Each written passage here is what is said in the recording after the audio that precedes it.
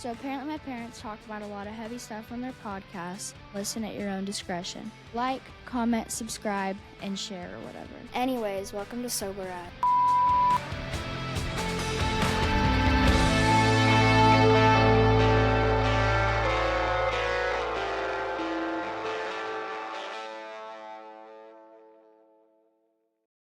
Welcome back, everybody. I'm Ryan. This is Jess, and we are Sober as Fuck. Before we get to today's guest, I do want to remind everybody, as Lily says in the beginning, please make sure you're liking, subscribing, sharing.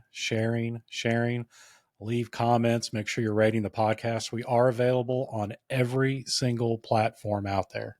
You betcha. Review. Please tell us if you like us. Just because you watch doesn't mean you like us. You could be secretly sitting at your home judging us and making fun of us. I mean, I don't really care. That's fine. I'll take the view. I just want to know. I want to know if you're like, you guys fucking suck, or rate us 5 stars. Let's go. Mediocre at best is fine. Anything.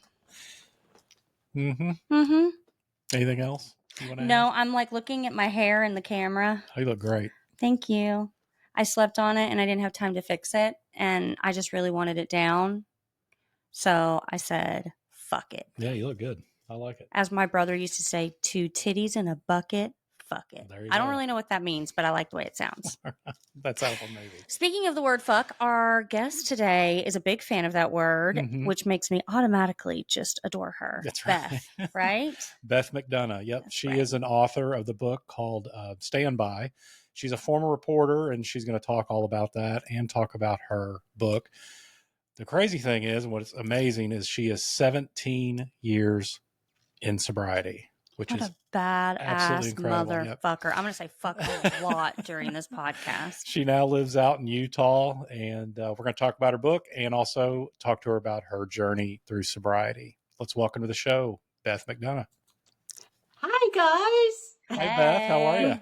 I love the intro, and I was laughing through most of it. I think you two, you have a future in comedy if you want.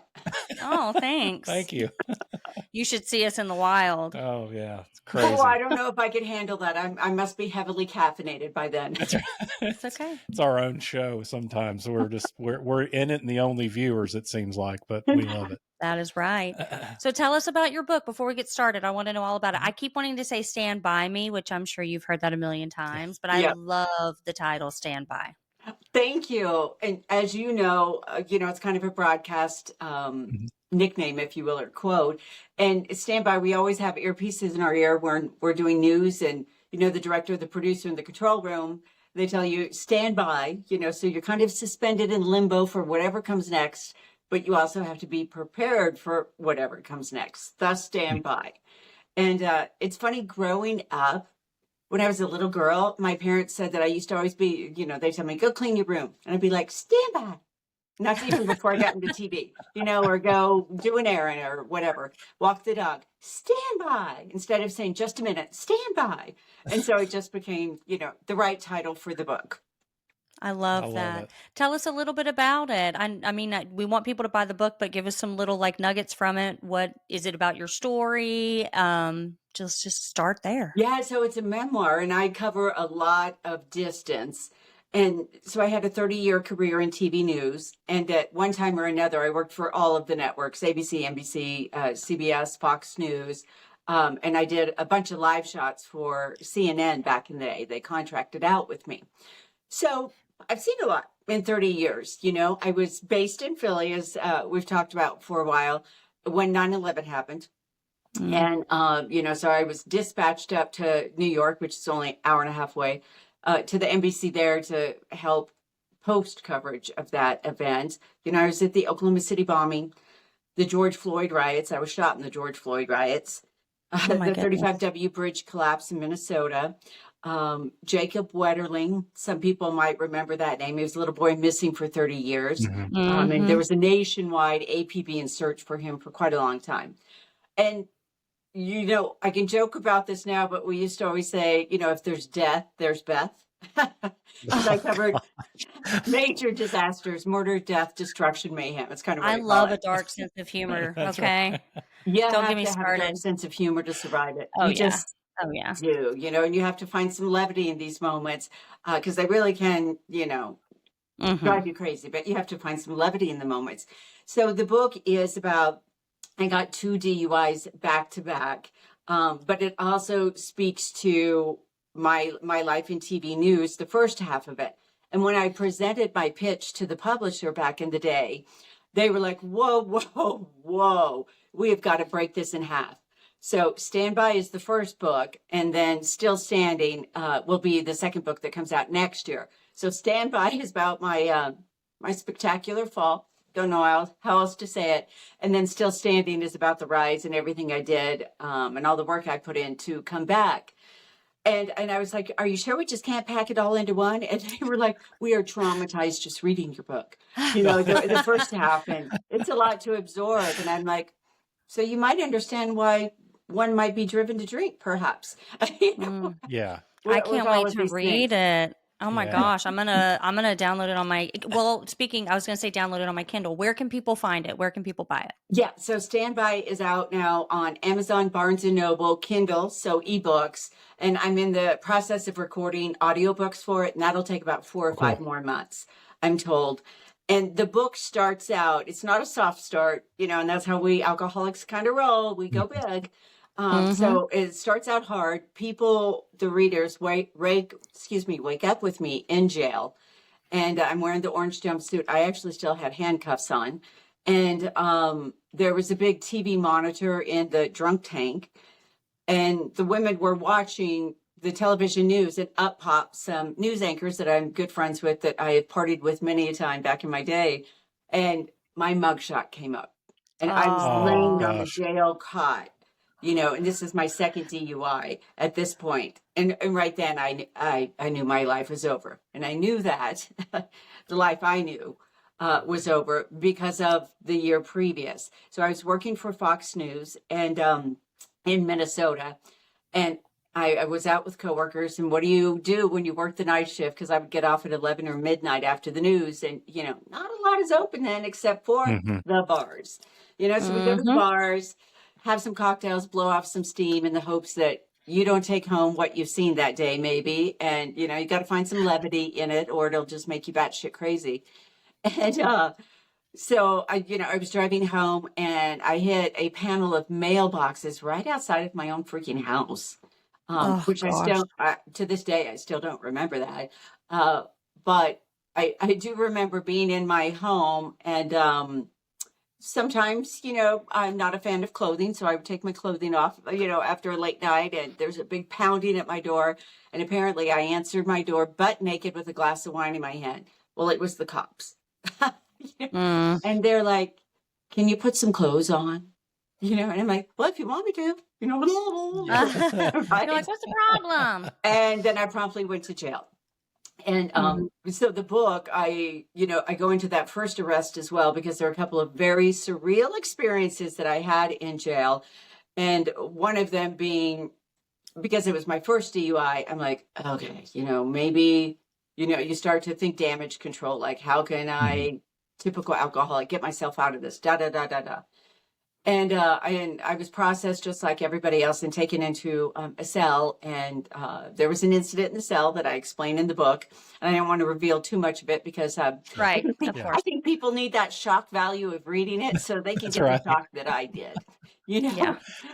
And so then I asked to be taken to another jail cell. And the deputy was like, sure, of course. So they put me in another jail cell. And there was a woman having just as bad of a night as I was at the time. And, I jumped right into reporter mode, going to solve her problems, make her life better, make her feel better.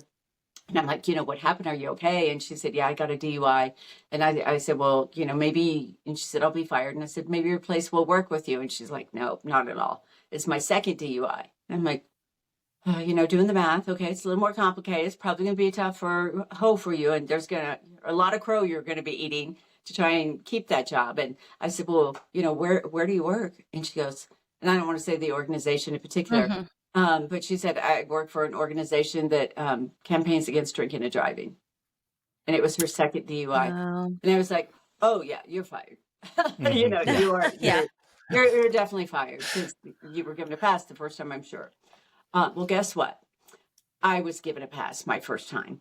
And, not a big pass. I got in a little bit of trouble. I was certainly suspended, and I got a pretty good tongue lashing from my boss. But most importantly, what I got from him, and this is someone I immensely liked and respected and loved working for. He said, Beth, do you have a drinking problem? We can get you help. And alcoholism being what it is, and I was stuck in the shame and the stigma of it. And of course, no one wants to grow up and be an addict. We don't think, blowing up our lives will be a good time. And I just couldn't accept the help because of the label and the stigma. And, we all have some pistons firing up here. And I thought, I will get control of this. I will get a handle on it. This will never happen again. It's a one-off. And he again said, Beth, we will send you to treatment. We will help you get over this. And I'm like, nope, I got this. This will never happen again. Blah, blah, blah. All the things that we say, when you're caught. And, I did get in some trouble, and I apologized to the newsroom. I was suspended. I had to go to therapy for a year and start AA.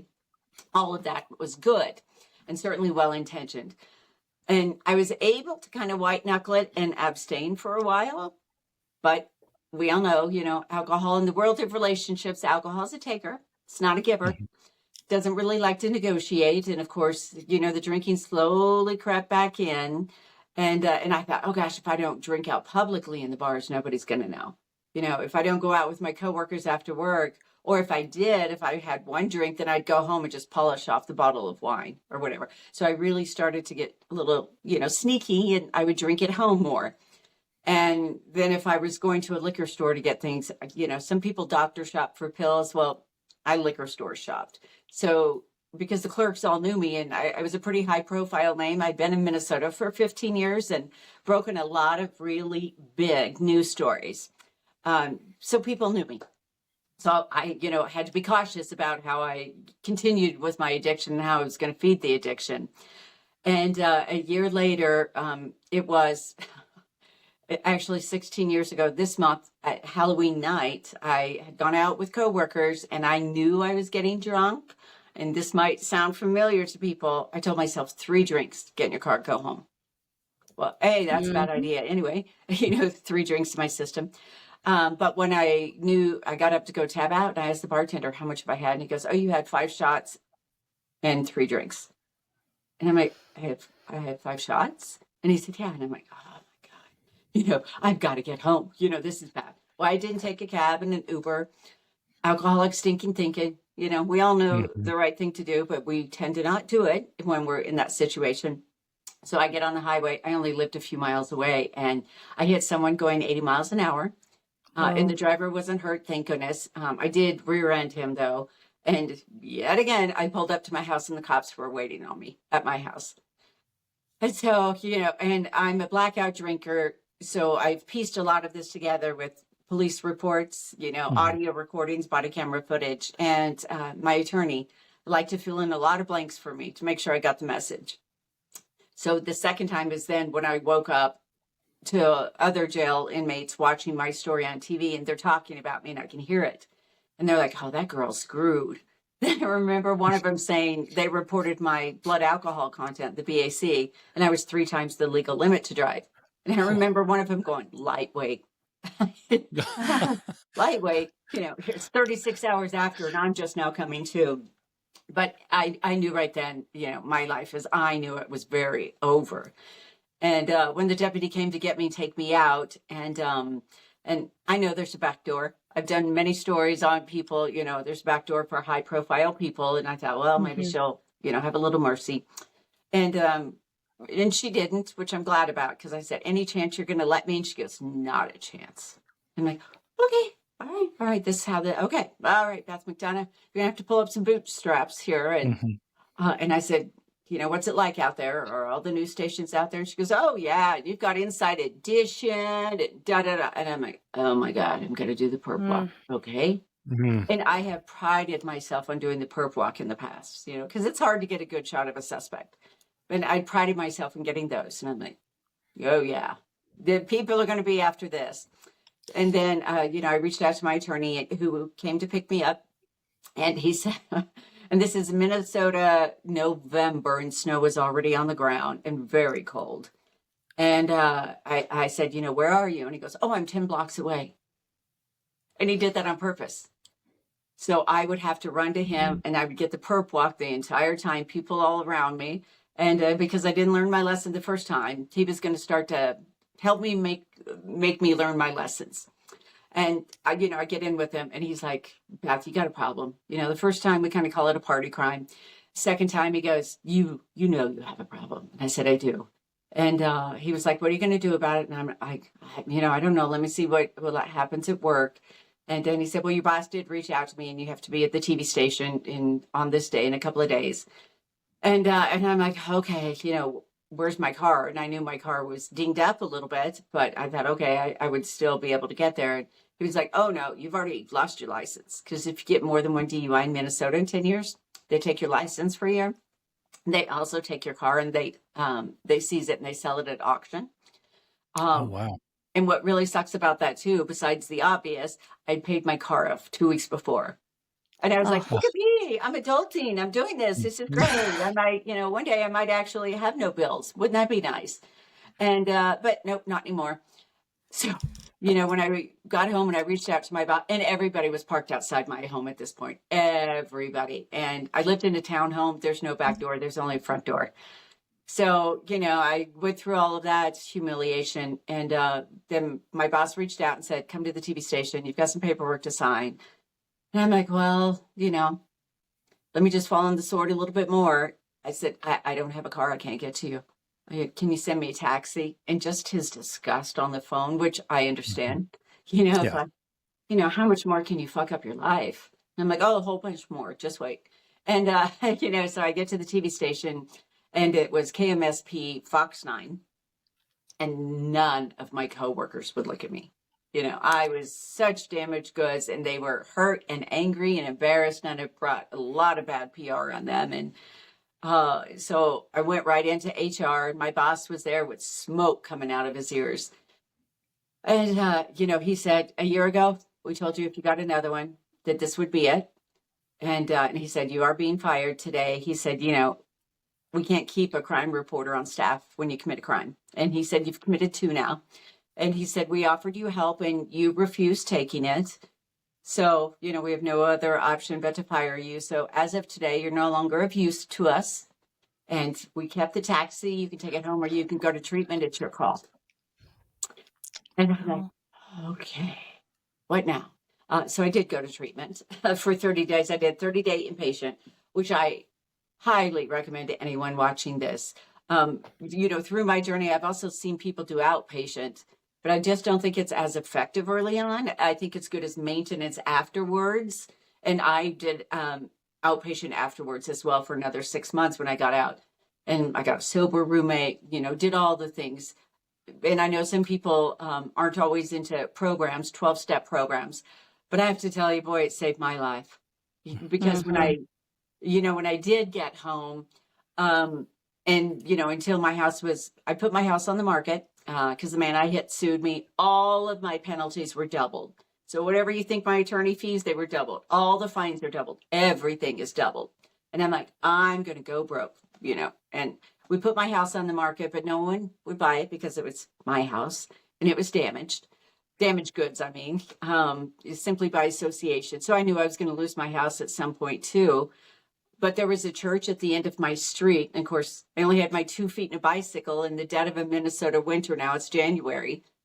And, some people had encouraged me to go to an AA program. So I'm like, well, I put on my astronaut outfit for the Minnesota winter and, hoofed it a mile away. And I started going to this meeting every day at noon. And I am blessed to have hit the right meeting my first time. And I know some people have to kind of, figure out one that resonates with them. Mm-hmm. But I went into this room with hundreds of people, and I knew they'd all know me. And so, I was scared, and I was nervous, and I was shamed, and God, I was all the things. And so, but when I went in, I just happened to hit a room full of people who were spot on about the journey, the message, what's involved, what alcoholism really looks like. And I'm grateful for that, because then I started to go every day, and I did go every day for a year. And I'll tell you, that meeting and the people in there saved me. And one gentleman in particular, kind of a grandpa age, he came and sat down next to me with a box of Kleenex, and he said, "Your first meeting?" And I said, "Yep." And he goes, "How do you feel?" And I go, "Terrible." And he goes, "Good. Never lose that feeling." And I'm like, at the time I was like, well, that's kind of mean. But I get it now. You know, you don't want to lose that feeling, because you don't want to keep repeating it, make other people feel terrible. And so that's when I slowly started to, embrace recovery, get into it, and kind of figure out, okay, what's next in my life. And so that's how the book starts, is I start people in the jail cell. I share the story about the other woman who, had gotten 2 DUIs. And then there were some more surreal experiences. Friends pulled away because they just, I was hot. I was very hot, and they didn't want to be associated with it. They didn't know who I was becoming. They also didn't know if I would be able to pull out of it. Neither did I. I didn't know if I'd be able to pull out of it. And then, I lost some family members along the way. My dad in particular, he, and this one was really, really hard. It was like disappointing my boss, disappointing your father. And different generation. He didn't believe that alcoholism was a disease. He thought it was a character fault. And so I was never able to repair that relationship. And that one was pretty tough for me. But so I take people through all of that. And then along the way, I also interject in the book some stories that I've seen, because, I've covered a lot of big crimes for people who enjoy true crime. Oh, I've seen it up close and personal, in addition to committing the crime. I've seen both sides of it. And so I bring people along in some of that as well, because over time, what a lot of therapy helped me realize was I started to absorb some of the trauma that I covered, and telling other people's stories, like when a mother accidentally, slipped on the highway when there's black ice, and her car with 5 little kids in it went into a retention pond. She's the only one who came out alive, and that just destroys people and mothers and parents. And, I've seen all of that. And so over time, I had to realize I've started absorbing the trauma that I covered, that I love covering too. So it's quite, a conundrum, a catch-22 for me.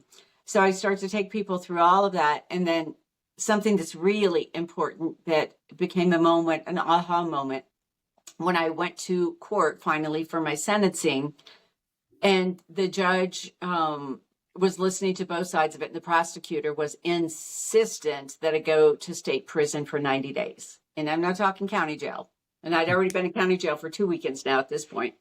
But she was insistent I go to state prison because of my status. She could send a message to a lot of people. And I don't blame her because she's doing her job. And if I were in her shoes, I'd do the same thing. Any other time, I would have done a story on the woman that was in jail with me, given the nature of her situation of putting other people's lives at risk, But so I understood her position, but I was horrified. And, asking my attorney, is there any way we can mitigate this? Can I be on house arrest? Can I, and he said, I don't know. And the judge, before he sentenced me, he said, I'd like to see you privately in my chambers without your attorney. And I'm like, oh, just this sense of dread. I'm like, a really bad day's about to get a whole bunch worse now.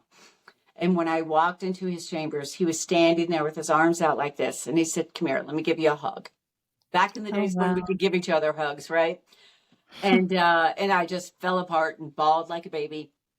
And he said, I know the prosecutor wants you to go to state prison, but I've also been privy to all the steps you're taking to try and get your life back on track and course correct. And he said, I'm not going to give you a pass by any means. And he did send me to the workhouse in Minnesota, which is a labor camp. And so I went there for a few days. And, I was out picking up trash and doing other things that you see people on the side of the highway doing in a Minnesota winter again. And the judge said, I want you to know you will be able to turn this around. And before you came to my courtroom today, I actually went to my meeting and got my 20-year chip. Oh, wow. Oh, wow. Right. And I'm like, he's a judge. He has all of these acronyms and abbreviations after his name. He's way smarter than I am. And I thought, all right. Because, you know, as we all know, if you see someone who could do it, it's like, what did you do to get better? Tell me everything, I'll do it. You'll just throw anything at the wall to try and get better. And he said, you know, here are the things that I am going to, you have consequences, and here are the things that I will do, but you won't go to state prison. And then he said, most importantly, I ask that when the day comes, when you are grounded enough in your sobriety, that you go out there and you pay it forward. Because people need to know how shitty your journey was so they know they can overcome their shitty journey. And I said, you bet, you know, absolutely. And so I include all of that too, because who would have thought the judge of all people would make me a believer in sobriety? And yeah, that was a big turning point for me as well. And then something else that, and I know I'm kind of rambling here a little bit. No, you're please. good. I love it. Continue. I'm enjoying the hell out of all this. You know, but boy, the stories, I just, you know, this first book is 160 pages. And, you know, you can understand now why the publisher's like, we got to cut it off some point. People, you know, can only take so much before they need to come up for a breather. And so after I got out of court then, and I was looking around like, okay, what am I going to do with my life? You know, so I called all the TV stations, and I thought maybe my experience, you know, all these awards that I had, national awards, didn't do me an ounce of good. And TV stations said to my face, we do not have a place for you. I'm like, okay, you're resourceful. You got a punt here. So I went to the mall, applied for retail jobs. Nobody would hire me. I went to the grocery store. Nobody would hire me. Wow. And I'm like, okay, you know, I mean, it's not going to do me. I've lived in 13 states now for my job. It's not going to do me any good to try and move because everybody knows. So, you know, I got to sit here and sit with it and figure out what's next and my way through it. And I've always had dogs. And when I traveled, I was on go teams for the networks. And that means, you know, you just cover mass disasters. When the call comes in, 30 minutes, you grab your bag, you're off, you're, you know, covering some major tragedy. And I thought, and I've had to hire people to take care of my dogs or doggy daycare. So I thought, okay, well, I can't drive anywhere. So I'll hit up my neighbors who have dogs and see if they'll let me walk their dogs for like $20 a pop and pick up their poop while they were at work. And that's what I did. I started knocking on the doors, and a few neighbors gave me a break. And I mean, I was drop dead broke at this point. I had to pay the lawsuit, and even when I would go to AA meetings and everyone would go get coffee afterwards, I wouldn't because I couldn't afford the cup of coffee. And so the neighbors really, you know, they helped to put food on my table. And I slowly but surely kind of started to build this up and get more and more clients. And then they wanted me to keep their dogs and doggy daycare of them and board them, which sounds great to me. I'm like, oh, that's great. More money, you know, and more services. But I'm losing my home. So I don't have anywhere to do that. And at that time, I was looking for bridges to live under because everybody, you know, scattered from me. And so I was like, okay, I'd like to do this, but I don't know how I'm going to do it. And a client who became a dog walking client didn't know her before any of this. She didn't know me from before at all.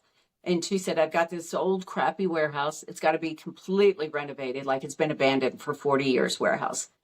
It does have electricity. It's got a bathroom in there, you know, but if you want to go in and renovate the inside, she said, I'll rent it to you really cheaply to help you get back on your feet and you can start this business. And of course, I couldn't afford to hire contractors or anything. So thank God for YouTube. And lo and behold, like I went in there and I started stripping the walls and doing it all and renovating it. And I didn't know how to build dog kennels, but I learned. So I built some dog kennels in there and I started the daycare and the boarding, and it turned into a grooming business. And because there was a bathroom with a shower in this place, I actually thought, all right, maybe I'm living here. Maybe I'm living with the dogs. We don't know yet. But this client also said, you can live in my lower level, you know, as long as you pay your rent on time for the business. And, you know, I will help to, you know, get you back on your feet. And so I slowly over 3 years then grew this business. It was called Hot Dog Walking because I always have dachshunds. I love dachshunds, little low riders. Mm-hmm. And so I grew it up to 11 employees. And out of the blue, then other companies would reach out to me. Hey, would you consider selling your business? Because it's kind of a cash business. It's, you know, there's not, your overhead is very minimal. So it's a cash heavy business. And I thought, well, no, this is how mama eats, and I've got employees but over time, then more and more businesses were coming to me and I'm like, maybe this is a thing. And then the right business came and offered me the right amount of money at the right time when I was exhausted, because we would keep 40 to 60 dogs a day. And you mentioned you have animals, taking care of one or two is a lot for a person. Taking care of 40 to 60 every day is a lot. And so I'd kind of reached the end of, my rope there, that I was exhausted. And I thought, it's time to pass the torch. I've grown this to as far as I know how to. And so I took the offer. And the day that I handed my keys over to the new owner, KSTP called me out of the blue. This was 3 years after my second arrest. So 3 years later, out of the blue. And they said, hey, we've got this investigative producer job open. You will not be on camera. You won't be talent.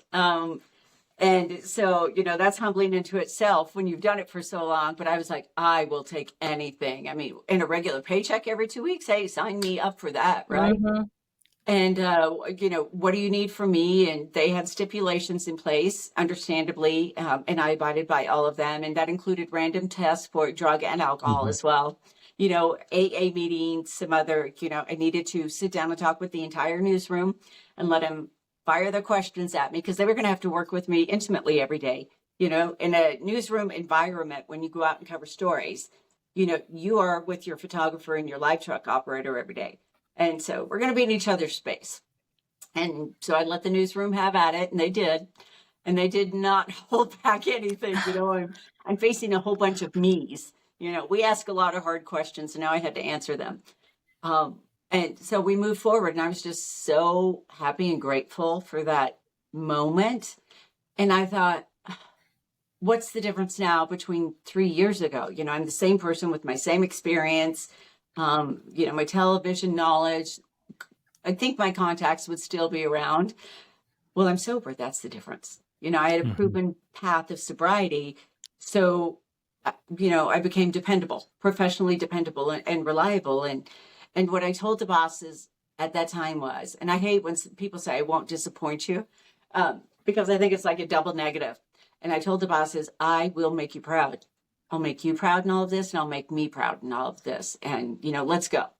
And they gave me a shot, and I took it, and I valued that shot. And so every day I just crafted stories for other people, which I loved, actually. And, I wasn't someone who needed to be on TV. It's just kind of a byproduct of what I did as a journalist.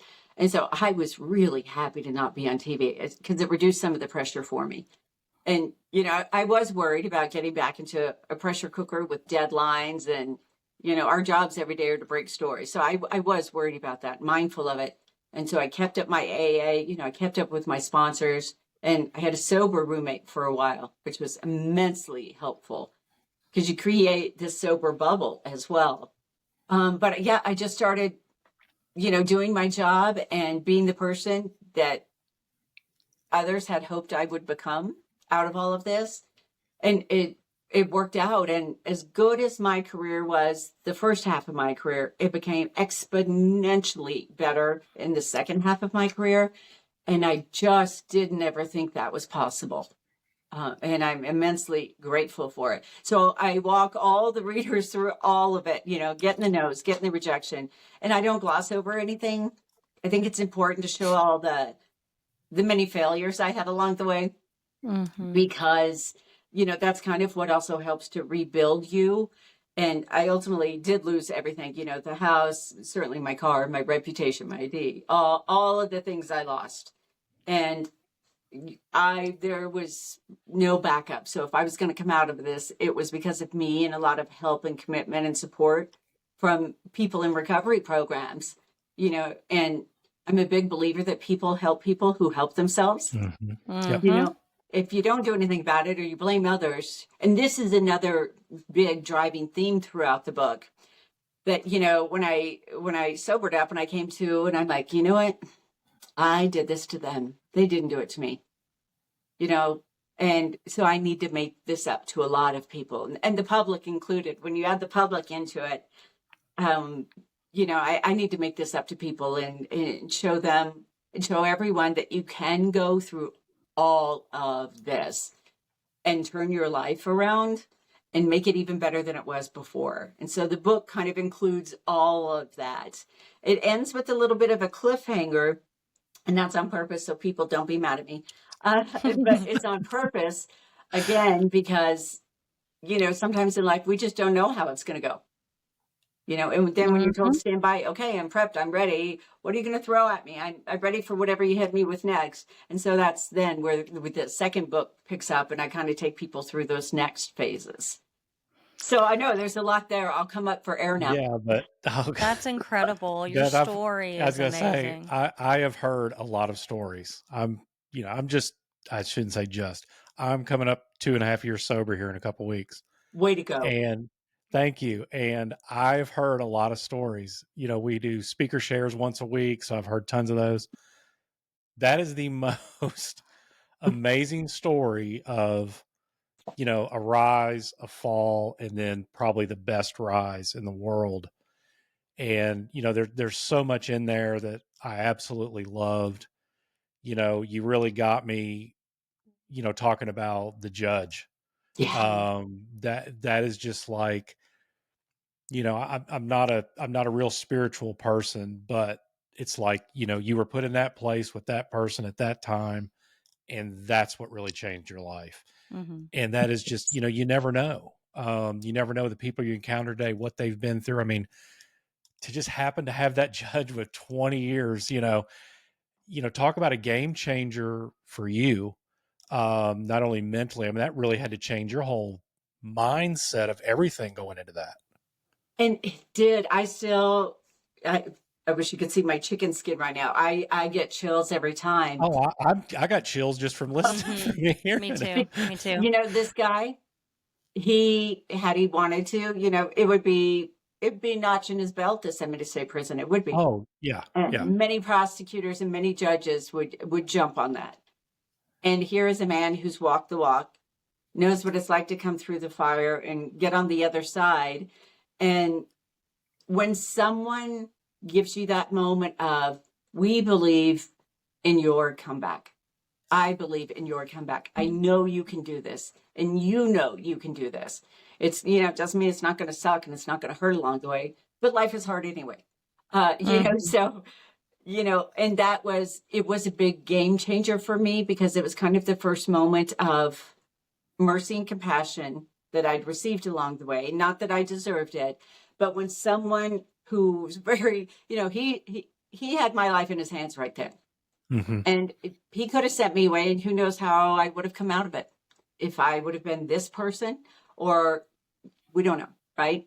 But he was someone who could see that rehab sometimes and recovery matters more than imprisonment.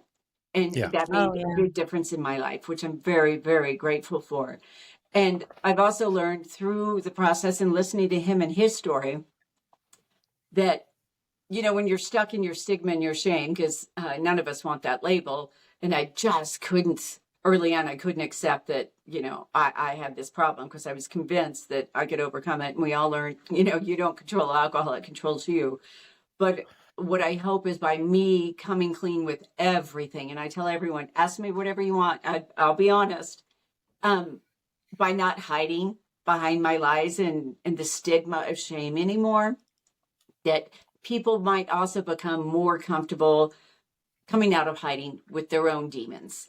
And, to give them the courage to believe in their comeback, as much of those of us around them believe that the comeback is possible. You got to put your feet on the ground and start doing it, but there's everyone's lowest moment in life, if it can be a lifeline, that everything that I learned along the way and the resources and the education, if that can be a lifeline for somebody else, great. So I've had to kind of reframe the shame in my head over the years, because people are like, why didn't you come out with the book sooner? Or da da da da. And those are all fair questions. But I had to live my ending before I could go back and tell the beginning. And we all know you can't rush recovery. It kind of moves at its own pace. That's right. Right. And you also have to wait until you're ready to come clean. And so I'm ready to come clean now. And I just put it all out there in the universe. And I use what was shame for me once. I'm turning it into service. I'm just the shame. I'm not ashamed anymore. I'm not humiliated. It took some time to overcome all of that. And now I look at sobriety as like a superpower. So that's what I want to pass along to people too. Like, you know, we're all looking for that something, that oomph that'll keep us going. Sobriety can become your superpower to getting through to everything else. And along the way, I've worked with women, as we're supposed to in the program. And I'm a big believer again in accountability, you know, and I've had many who have just, you know, begged me, don't tell my husband, don't tell work. We can't let this get out. We can't da da da da da. And I'm like, no, hit the brakes here. I'm probably not the right sponsor for you then, because I'm going to tell you to get out there and you are going to own it. If we're working together, you know, you are going to own this because you're still trying to hide. You know, if people have a problem, and sometimes, you know, if someone gets a DUI, maybe they don't have a drinking problem. I did, and I know I did. And the people I work with have drinking problems.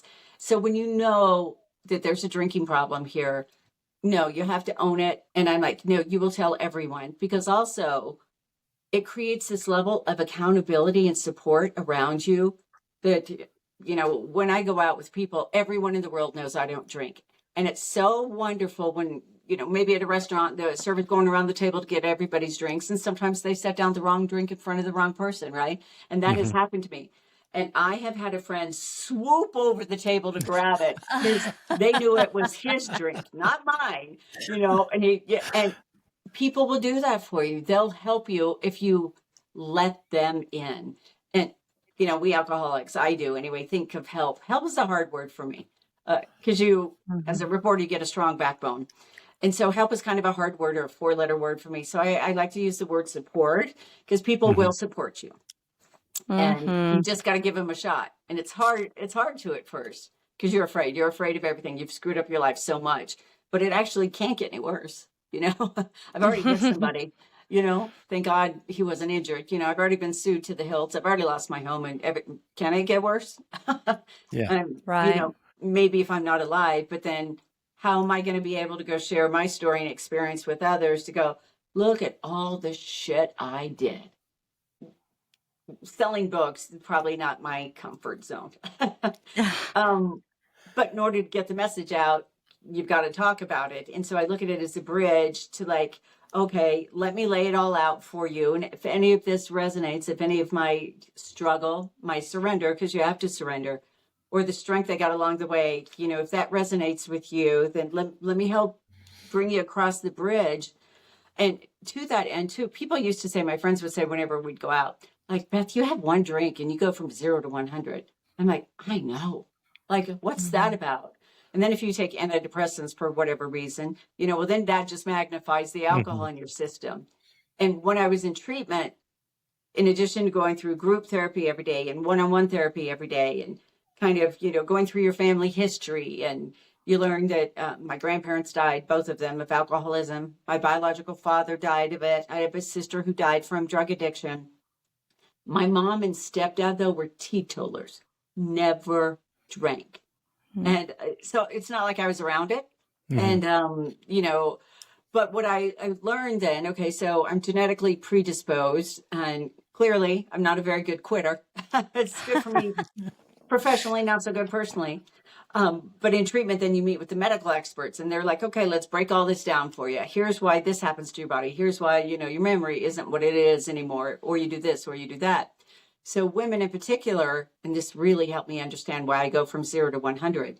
Women in particular are 30% more susceptible to the inebriating effects of alcohol because we have more fat on our bodies, GER, but less water and, you know, less of an enzyme needed to break down alcohol. Men have more water on their bodies. And that's important because alcohol dissolves in water.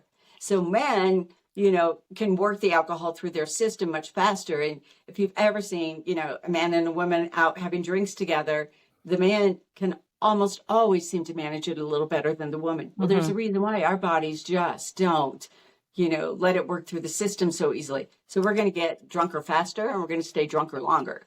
And I'm like, okay. So I'm a reporter. I believe in facts. All right, that's fact-based. I can deal with that. So I'm genetically predisposed that I can't drink. Because I'm a woman, I shouldn't drink because of all of these unique risks. And, so I started to kind of put all this together like, okay, maybe other people don't know this too, unless they've been to treatment. So I put all of those facts and information in the book too, to kind of help explain some things along the way about a disease, not a character fault, Mm-hmm. Yeah, I love that too, because something different resonates with each person. So some people it may be the spiritual element, other people it's going to be facts and science. Something else to kind of circle back, what I continued hearing you say, a common theme throughout your entire story, is that was deserved, I don't blame them. Just so much positivity. I love, love, love. I'm going to steal this. How you said that you don't like when people say, I don't want to let you down because it's or I don't want to disappoint you. It's a double negative, which is so true. You said, I'm going to make us both proud. And that, it sounds like something so small. So I guess if you're not in recovery, or if you're not deep, like elbows deep into this world, it just sounds like a rephrasing of a statement. But it's that mind shift of, I am not going to put anything negative out. I'm going to limit the negative I bring in, because I am simply trying to emit gratitude, and I'm surrendering myself to whatever is happening, even if it is something that I may perceive as a negative feeling. I'm trusting that it's actually just opening the door for something different or better. And that really is the key. The drinking, the drugs, I have binge eating disorder, OCD, all of these things. They are symptoms of a bigger problem. So you can get sober, and for anyone listening, I'm using air quotes here, without actually living a sober life. And I see that happen a lot with people. And it sounded like that's what happened with you initially. Like, I can manage this. And, the majority of us who have these, I don't like to call them issues or problems, but for lack of a better word, these struggles, we are control freaks, right? So that's what keeps you in it. You're like, no. I've had many, I hate to say I love your story, but I love your story. I have a lot of trauma in my life and things I've been through. But you own it so authentically.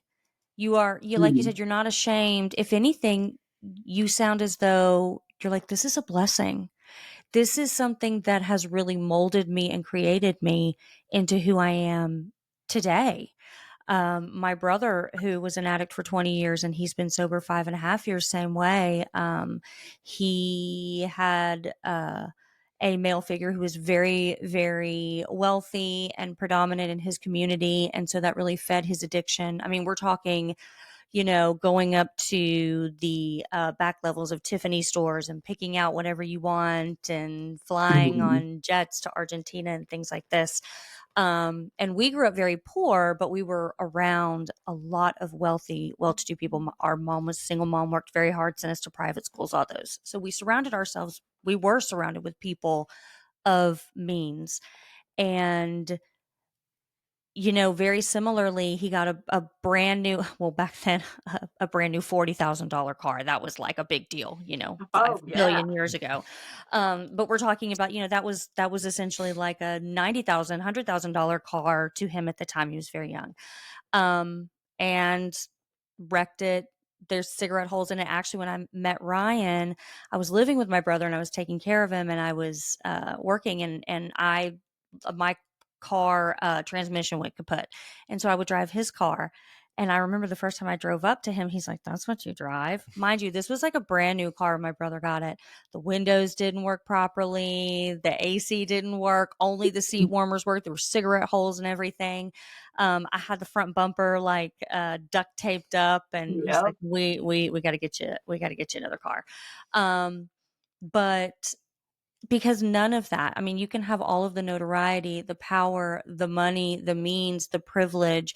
You can be anyone, right? And it does not discriminate. And it is It doesn't. only now that, he's very successful, and he works in intake for detox. He has multiple hospitals in Texas, and that's what he does.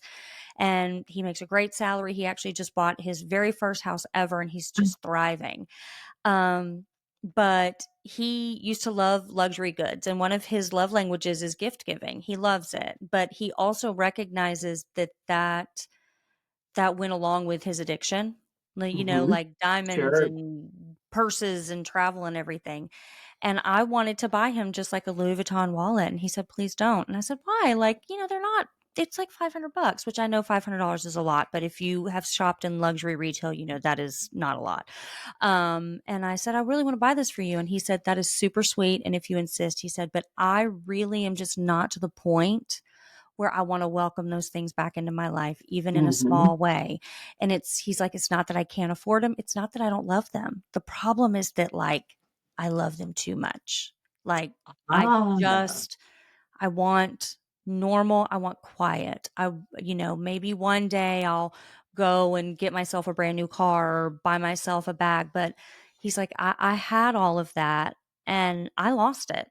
I ruined it. It mhm. meant nothing. And it actually destroyed me because he went to many rehab programs, and we were raised in all private schools. So we are really good at masking Oh, and yes. just being whatever you want us to be. And we grew up in performing arts. So we're good at doing those things as well.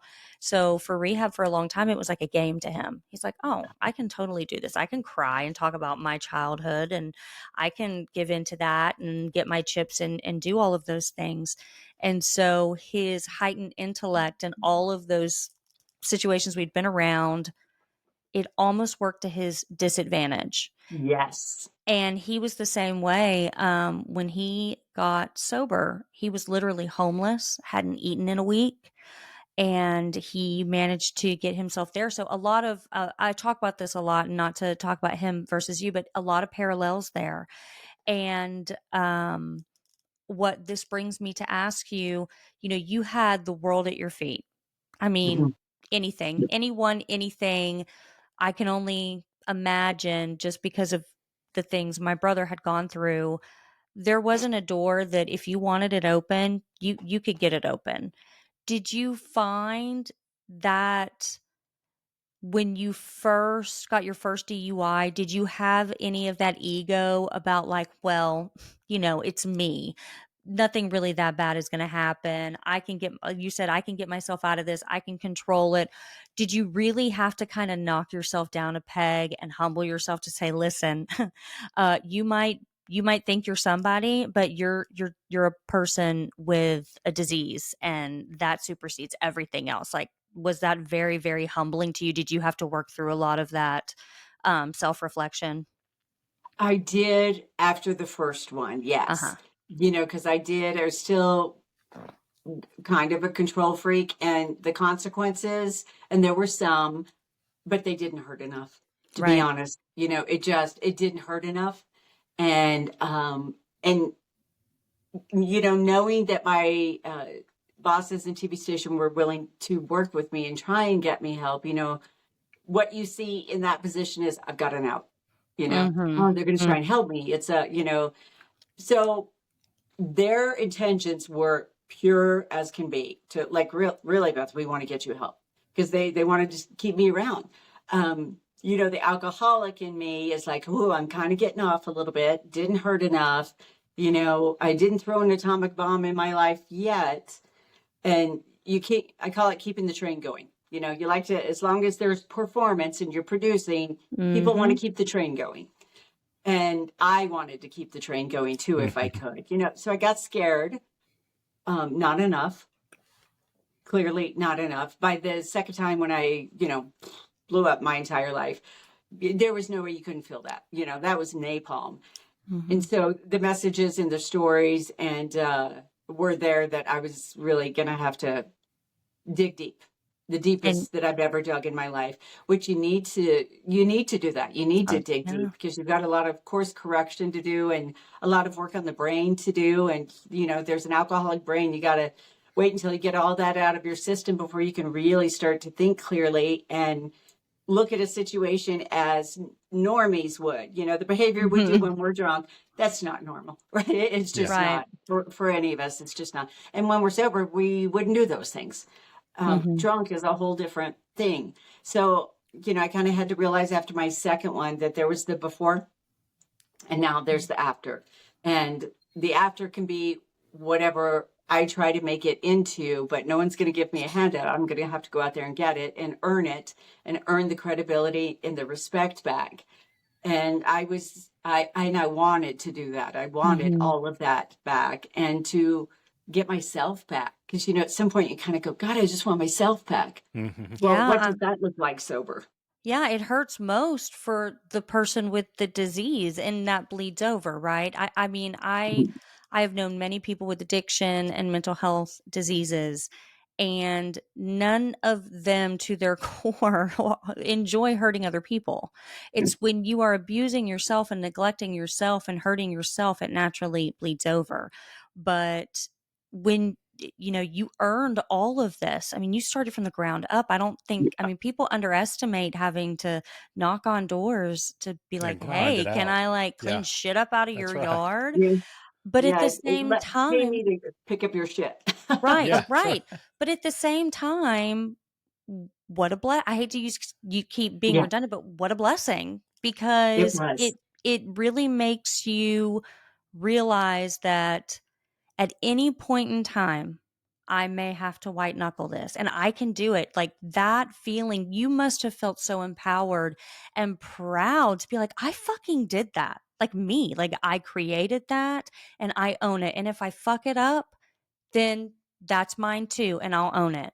But if I don't, I get to own that too. And to bring it back to the judge situation, you had already been making strides to better yourself by the time that conversation happened.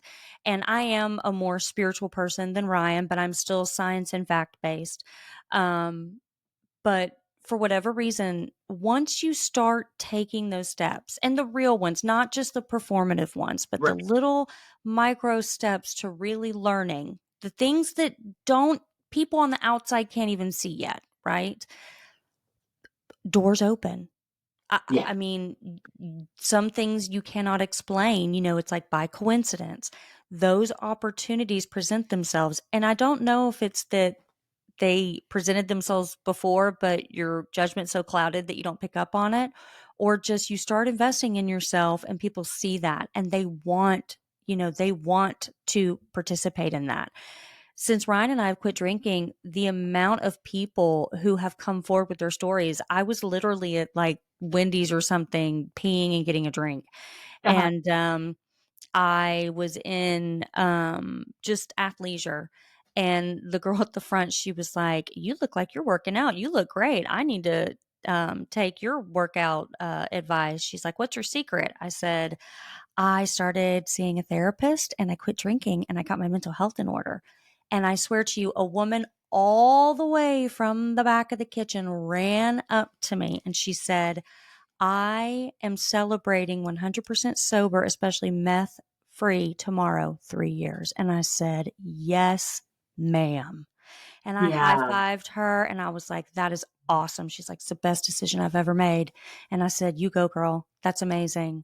World at your feet. I mean, she just heard me say I quit drinking and ran from the back. And you're so right. Just to know that you're giving back and that people hear you and see you when you tell your story, you're not alone. There are literally millions of other people. Yes. And this podcast alone, your story alone will help so many people. Your book will help so many people being so transparent about, I single-handedly ruined my life, and I single-handedly got better. And I love how you talk about community. You know, these people, the people in jail, the judge, your sober community, your AA buddies, even losing people who you thought were your core people to make space for others. Community is everything. And when you find that community, I mean, you're locked in. And so current day, Beth, today, 2025, what does that community look like? What do those programs look like? Even if it's not an official program, we're all working something. What does it Yes. look like for you today? So today, we're doing a lot of these podcasts and media for the book, and I was in Minnesota doing all the media, and I just actually got back from Wisconsin. That was I had to think about, well, how am I going to approach this with Wisconsinites, who party is in their blood. Yeah. So, what I have to kind of be creative to even get them to listen to my message, right? Because they didn't know me and I'm certainly not going to preach to them about what they drink, how much, when, or where. And so I've when I do publicity for this now, I kind of work it as, let me tell you about the challenge that's going on now. If you're up to a challenge, and people like to do the 30-day plank challenge or challenge themselves on intermittent fasting. And so, I said, let's look at this as a challenge maybe for the holiday season. If you think you have a drinking problem, well, there's November. We just got out of Sober October. Well, there's November. And then, of course, January, dry January. December, I don't have anything for, but I don't have a moniker for that. So I use it as, let's try to, if you want to challenge yourself and give something a try, give this a try and see how it goes and see how you feel, because we all know now time shows you how much better your life is when you're sober, and time reveals that. And so I've kind of used the challenge phrase with people, and then they always want to kind of know the nitty gritty. And for a while, some people got mad at Fox News for firing me. Well, they've got a zero tolerance policy. I signed a contract. Yeah. I promised to abide by it. I promised to abide by the morality clause. So again, they didn't do it to me. I certainly did it to them.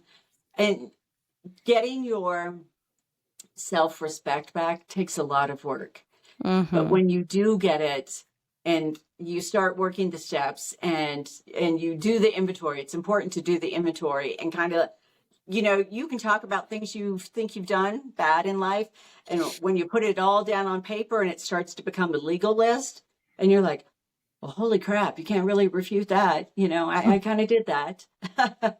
And so I also use a little line from the book that I say, if it's really embarrassing in my life, it's already in the book. If it's really humiliating, it's chapter 42. And I'm sure people just go right there because, I lay out some good stuff. Yeah. That's but amazing. also, I was at the labor camp for a 4-day weekend, and, they were overcrowded. And so I was given a towel to go sleep on this hard floor, concrete floor inside the facility. And all the other women are chatting, watching Jerry Springer, whatever. And they're talking, and one of them was like, God, your voice seems really familiar. Do I know you? And I'm like, I don't think so. But as we started talking, then, I'm like, Beth, if you're going to own it, own it. Own it. Just go there. And so, then I laid it all out, and they were like, oh my God. What about this, that, and the other? And so we would kind of talk through things, and, and I was picking up trash right alongside them. But one of the women, and this just really struck me about how powerful and strong, whether it's alcohol or drugs, and she was in there for drugs. And she said, when I get out, I am only doing Coke and pot from now on. Oh. And I'm like, well, how long are you here? And she goes, 19 months. And I'm like, So the drugs are that tasty that even when you get out, you're still going to do those two, but not all. You're going to leave some meth behind, which is great. Got to start somewhere, but you're in here for 19 more months. Your kids aren't seeing you, your family, you're eating the worst food imaginable. And I was just like, wow, that's how strong this is, that it gets a hold in our brains. And yeah, you just see and hear all of that. And I'm like, nope, I've got to take what I'm learning here, and there has to be takeaway going forward. and to get your self-respect back. And, you learn to replace, for me, it was drinking after the late news. So my wine witch would come out and, tap me on the shoulder. Hey, you're a little thirsty. You got a craving. And this is something so simple I learned. But one of my therapists told me, whenever you get those cravings, they last anywhere from 7 to 20 minutes, go brush your teeth. Because if Oh, you that's ever had a cup of brilliant. coffee or an orange or, by God, a Diet Coke after you brush your teeth, nothing tastes good. That's right. That is Something so so simple. smart. Go brush your teeth. And by the time that craving, even if it lasts 20 minutes, you don't want what you wanted by the time that 20 minutes is over. Yeah. And I thought, people, let's just do whatever we can to give people some tools and to work with along the way. Yeah. That's awesome. Well, before we get to our last question, I do have to say something. So when you're talking about like taking inventory of all of the things you've done, and this is just kind of funny and silly.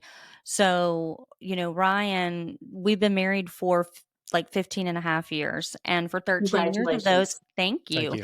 He was drinking very heavily. And I quit drinking a year and a half ago just because it wasn't serving me. And, when we talk about those things, whether it be in therapy or in life, and we're dealing with those, I call that my ex-husband. And he says that. So we have this like ongoing joke of like, he'll look at me and he'll be like, yeah, your ex-husband's like a dick, man. He owes me a lot of money. And God, I hate that motherfucker. So, I love that. And we do that because you want to keep in mind where you were, right? So you don't slip. But at the same time, give yourself grace too. Yes. And that is a hard balance right there, to be like, remember and hold on to it and appreciate it. But and just like with you as a reporter, don't take that shit all the way to the bank, because you won't wake up tomorrow, because you'll just feel terrible about it. And that's a really good segue into our last question. Well, two things for you, Beth. Number one, I want you back on the podcast when the next book comes out. Yes. Okay.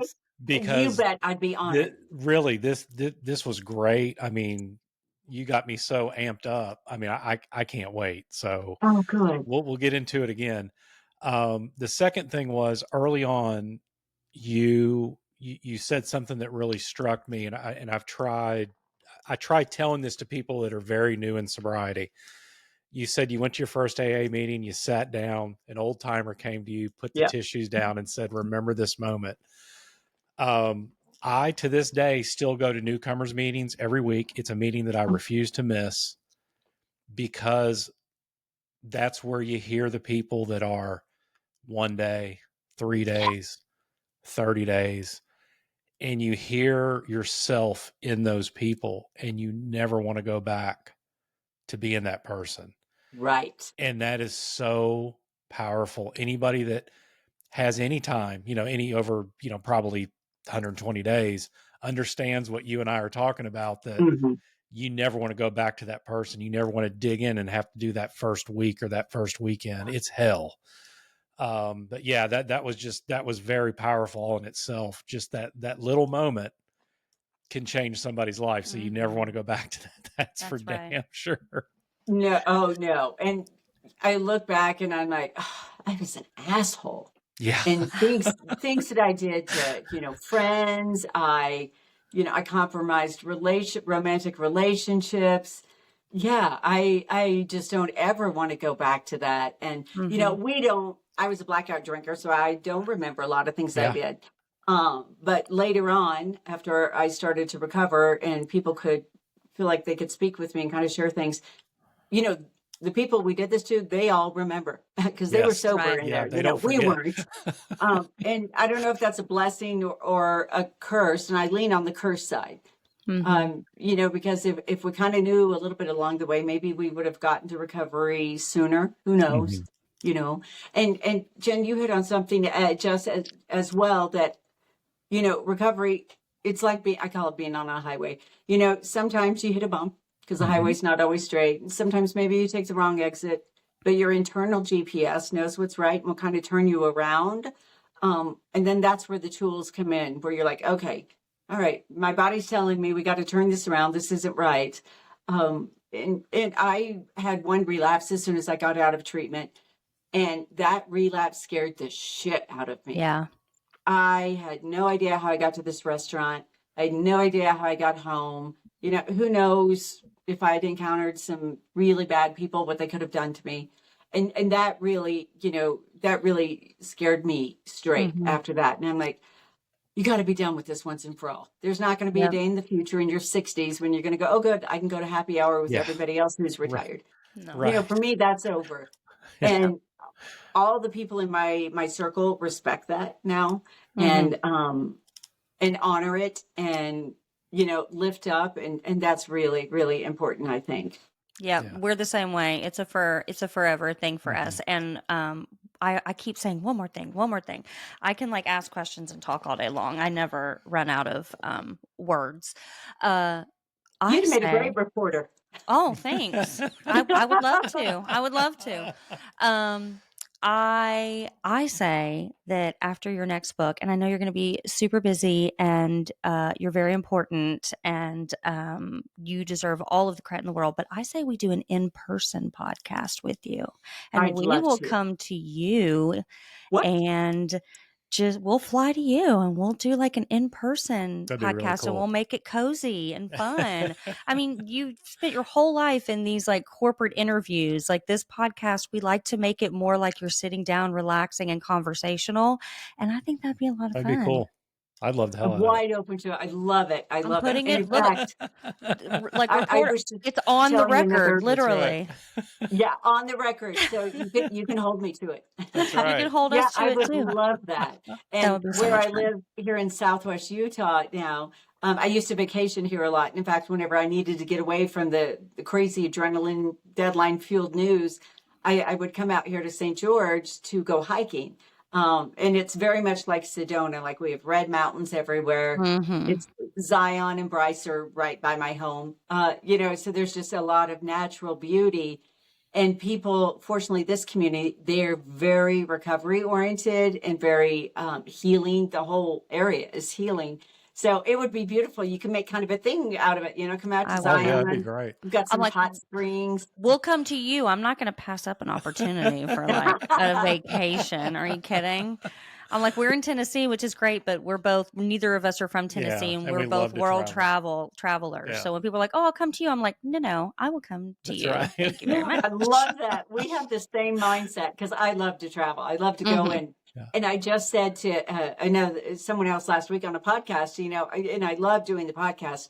There's something about doing it in person with people that, I don't know, it just seems to drive the message home even more. And you're almost watching reality TV, but it's reality life, right? Oh, yeah. Yeah, 100%. Absolutely.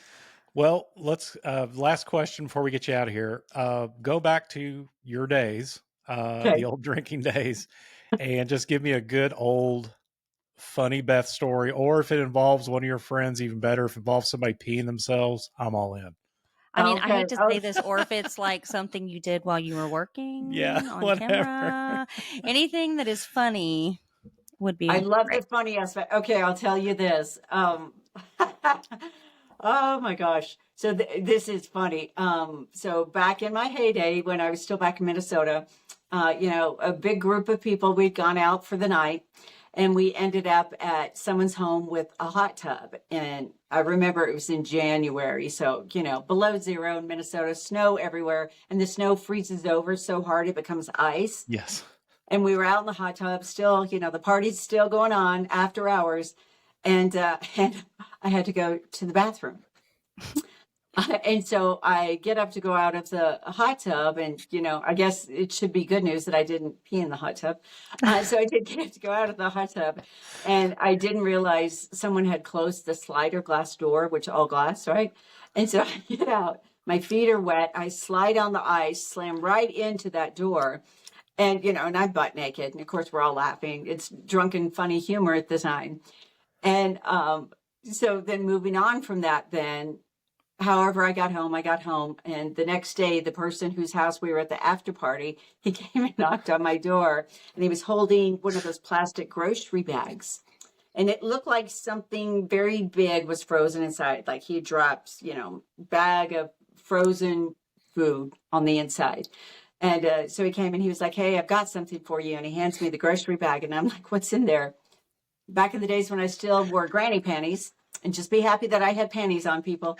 But my granny panties, when I'd thrown them off getting in the hot tub, stuck to his patio and froze to his patio. So he had to chisel them off. And these big granny panties, the size of a legal pad, and he was like, here's your underwear back. And I'm like, do I want them back? That's right. That is amazing. I don't know that I want them back. And he was like, souvenir from the night. And I'm like, thank you, I think. Yeah. Oh my Took the time to chisel them out. I mean, Jesus. He chiseled my my granny panties goodness. off of his deck. That's when you want to And- say, do you have cameras? And if so, can I please watch that? And I'm just so grateful that, cell phones and social media wasn't out then.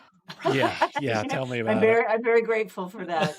Oh my goodness. And so then my friends, I went on this period afterwards, and this might be TMI, of not wearing underwear. And my friends are like, why? And I'm like, well, you've gone through what I would. He brought granny panties back. And they were like, you wear granny panties? Yeah, like, there you not go. Anymore. Not anymore. You're like, I don't wear any undergarments anymore because I don't want to leave them anywhere. Right?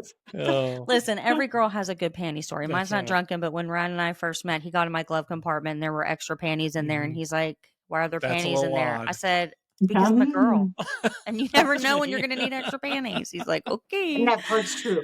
That was fantastic. Well, Beth, thank you so much for joining Thank us today. This you. was an absolute pleasure getting to know you, learning about your book, and obviously we're going to promote the book as well, Yes. where people can go find it, listen to it, Yeah, read tell it, us- everything. Tell You'll us be able one to more know. time, name of the book and where everybody can find it. Yeah, the name of the book is called Standby, and it's for sale on Amazon, Barnes & Noble, and Kindle. A few months down the road, it'll be on Audibles as well.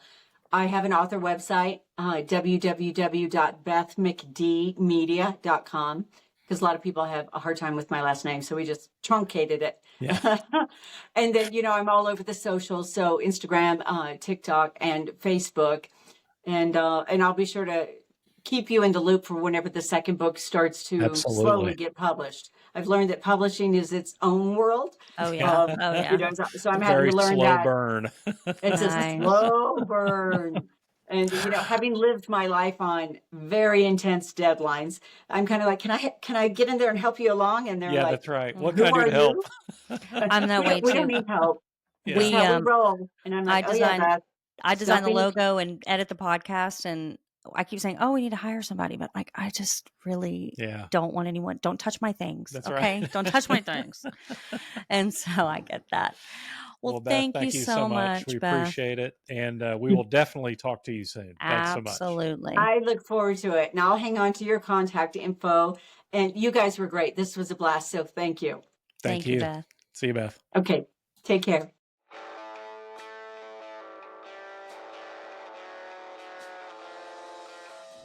If you love the podcast, which I know you do, please like, subscribe. And hit that notification bell to get Boom. notified every time we post. That's right. Dropping them, baby. Word.